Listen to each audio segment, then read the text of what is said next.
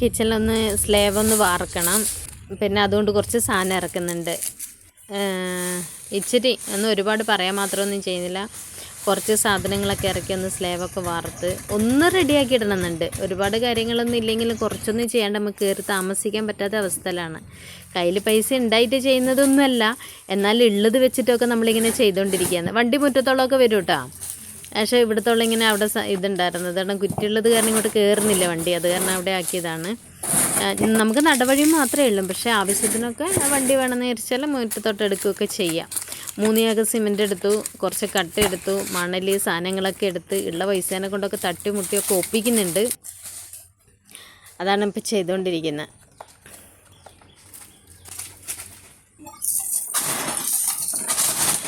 ഇതൊക്കെ ഇറക്കിക്കൊണ്ടിരിക്കുകയാണ്.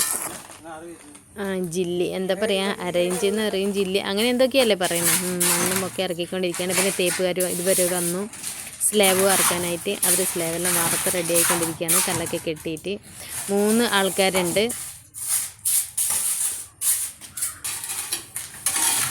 ഒന്ന് ഇച്ചിരി പ്രായമുള്ള ചേട്ടനുണ്ട്, പിന്നെ ഇവർ 2 പേരാണ് ഉള്ളത്.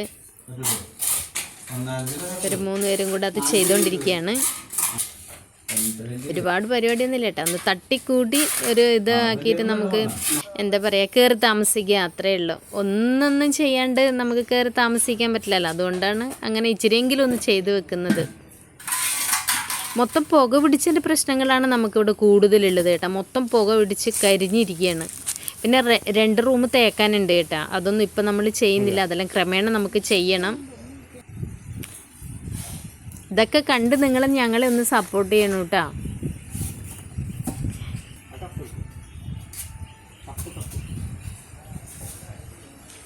ഇതിൽ നിന്നെല്ലാം എനിക്കൊരു മാറ്റം വരണം. ഞങ്ങൾക്ക് എന്താ പറയുക, ഒന്ന് ഇതൊക്കെ ഒന്ന് റെഡിയാക്കണം എന്നൊക്കെ ആഗ്രഹമുണ്ട്. എല്ലാം നടക്കുമായിരിക്കും. ഇത്രയൊക്കെ ആയാലും ഞാൻ വളരെ സന്തോഷമുണ്ട് എനിക്ക്. ഇവിടെ ഒരു മാവുണ്ടായിരുന്നു, അത് മുറിച്ചു. അപ്പോൾ അതിൻ്റെ ഇതൊക്കെ ക്ലീൻ ചെയ്തുകൊണ്ടിരിക്കുകയാണ് ഈ ഏട്ടൻ. ഇത് റൂമിലുള്ള ഇതാണ്. സ്ലാബൊക്കെ അവർ വാർത്തിട്ടു, ഇപ്പുറത്തൊന്ന് തേച്ചിട്ടു, നിലം എന്താ പറയുക പരിക്കനിടുക എന്താണ് പറയുക, അങ്ങനെയൊക്കെ ചെയ്തു വെച്ചു.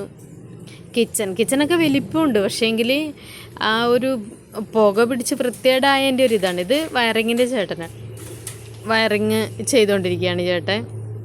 കിച്ചൻ്റെ പണിയൊക്കെ കഴിഞ്ഞു. ഇത്രയൊക്കെ ചെയ്തിട്ടുള്ളൂ. ഒന്ന് തട്ടിക്കൂട്ടി എല്ലാം കൂടെ ഒപ്പിച്ചിട്ടൊന്ന് റെഡിയാക്കി എടുത്തിട്ട് കയറാമെന്ന് വിചാരിച്ചു.